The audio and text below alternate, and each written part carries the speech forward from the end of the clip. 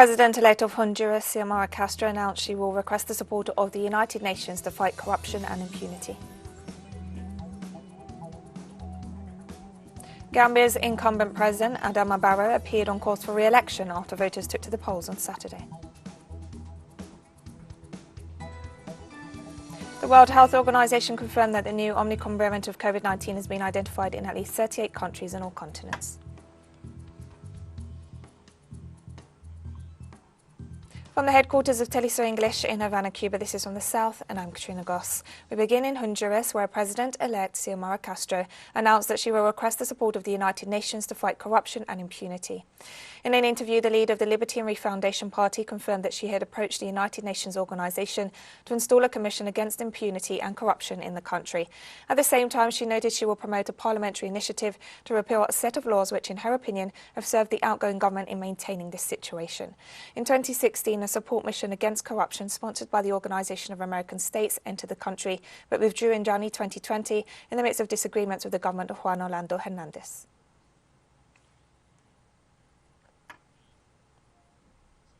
A Peruvian judge ruled that former dictator Alberto Fujimori cannot be tried for the case of the hundreds of thousands of Peruvian women who were forcibly sterilized during his regime.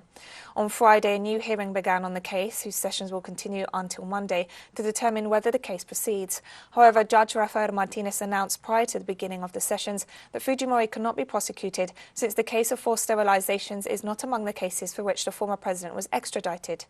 According to studies, approximately 300,000 women and 22,000 men were sterilized between 1996 and 2000 during the Fujimori regime.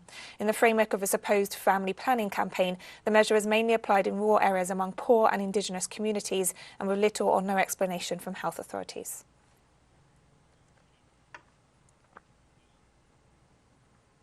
Guatemala hosted the International Meeting of People's Organizations and Social Movements of Abya Yala, an event that offers an opportunity to exchange debate and create proposals for collective struggles against capitalism, patriarchy and colonialism. Our correspondent Rolanda Garcia has the details.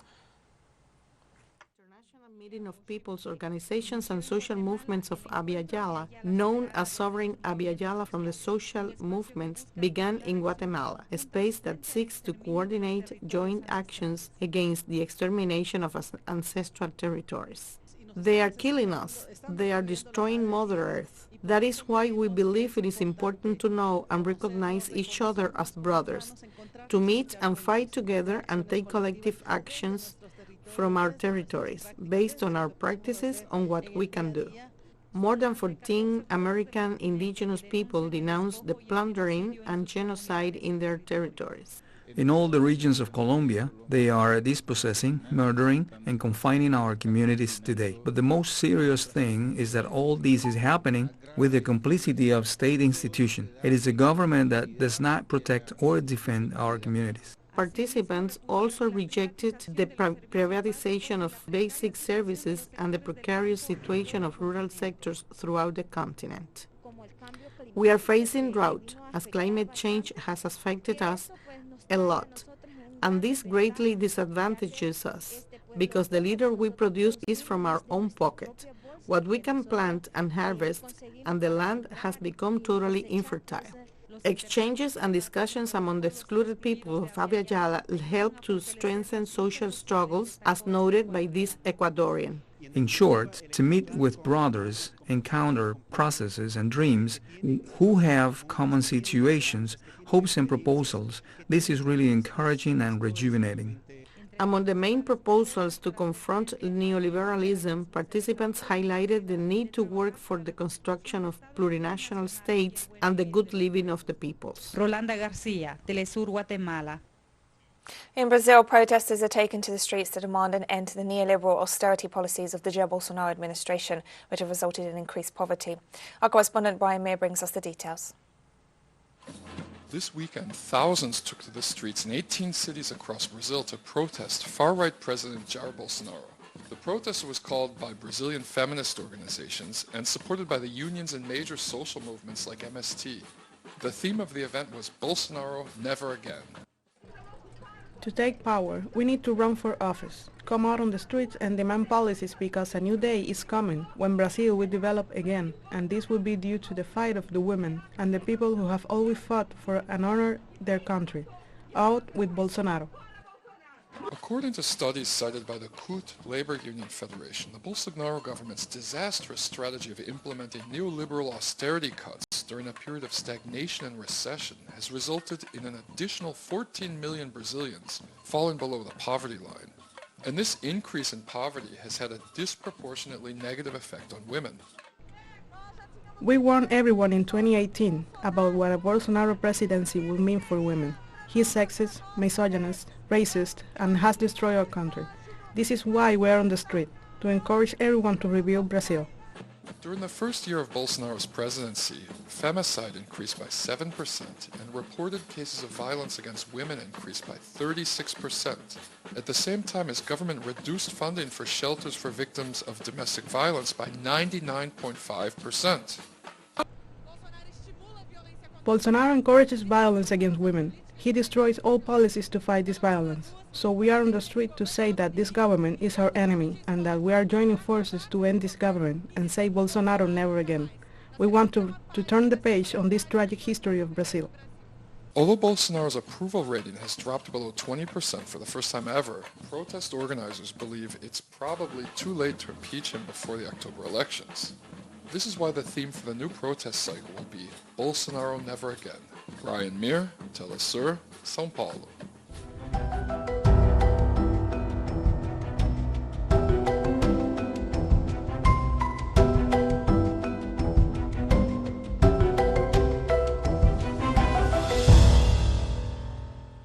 Rescuers in Indonesia raced to find survivors in villages covered by ash on Sunday after the eruption of Mount Semeru killed at least 13 people and left dozens injured.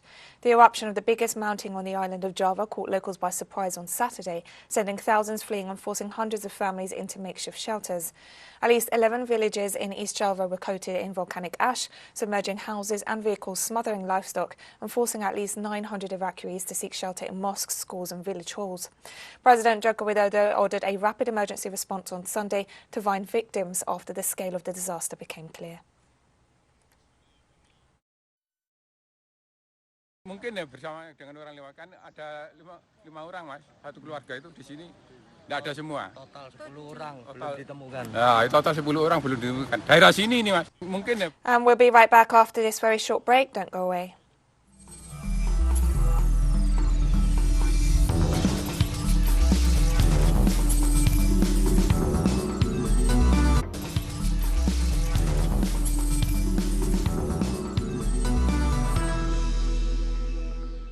Welcome back to From the South.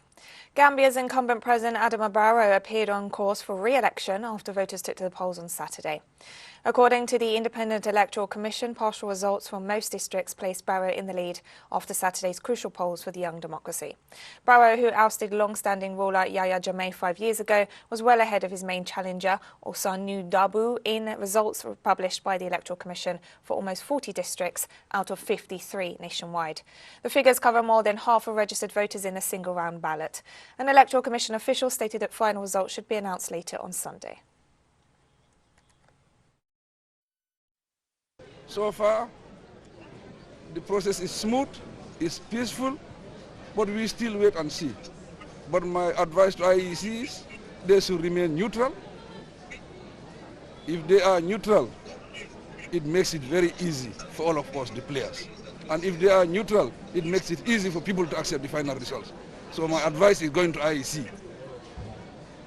I think they are the ones that are conducting the elections. Let them conduct a free, fair, transparent elections. That's my advice. And the leading opposition candidate in Gambia's presidential election called for calm as he cast his vote. I'm also particularly thankful to the government for giving me a 32-month contingent to provide me security all throughout my campaign. And what I would implore every Gambian is to stay calm. No one should engage in acts of provocation, whether by conduct or by word. For if you do so, we will be destabilizing our country. We will be giving opportunity to anarchists to throw this country into chaos. And it's nobody's interest. In Ivory Coast, women marched in Abidjan city on Saturday to protest violence against women and to demand punishment for rapists. Under the slogan Orange the World, organised by the UN Women's Generation Equality Campaign, women in Ivory Coast and around the world participated in different activities to raise awareness about the violence suffered by thousands of women and girls every day. According to the World Health Organization, about 30% of women worldwide have been subjected to either physical or sexual violence in their lifetime. The 16 days of the Orange the World campaign are taking place in several countries, demanding solutions against gender-based violence. We want rape to be punished. Rape has to be punished because rape is a crime. So, rape has to be punished, and we are here to show that everybody has to be aware of the fact that when a woman says no, it's no. In Yemen, at least 18 civilians were killed and 8 were injured in an attack carried out by the Saudi coalition. On Friday night, Saudi coalition combat planes bombarded the facilities inhabited by a group of civilians, among whom were children, in the village of Al-Hakima, east of the southwestern city of Taiz. Yemeni authorities reported that the attackers blocked all access to rescue teams, preventing ambulances from transporting the injured to nearby hospitals. The incident forms part of the escalation of Saudi Arabia's offensive alongside allied militia on the west coast of Yemen.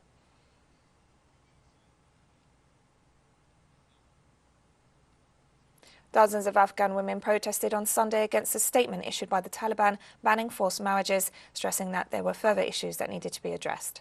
The protesters say the statement implies that women's only problem is forced marriage and that the decree didn't mention whether girls would be allowed to return to school or if women would be able to go back to their jobs. Currently, girls from grades 7 to 12 across the country are not allowed to go to school.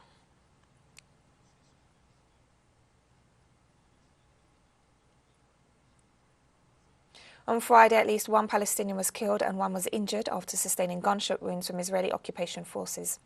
Israeli police opened fire against a vehicle, killing the driver and causing injuries to the passenger. Police claim the driver had rammed the vehicle against a patrol car and killed an agent. According to the United Nations, between November 5th and the 21st, Israeli forces murdered at least 4 Palestinians, 2 children among them. 90 people were injured by the Israeli forces.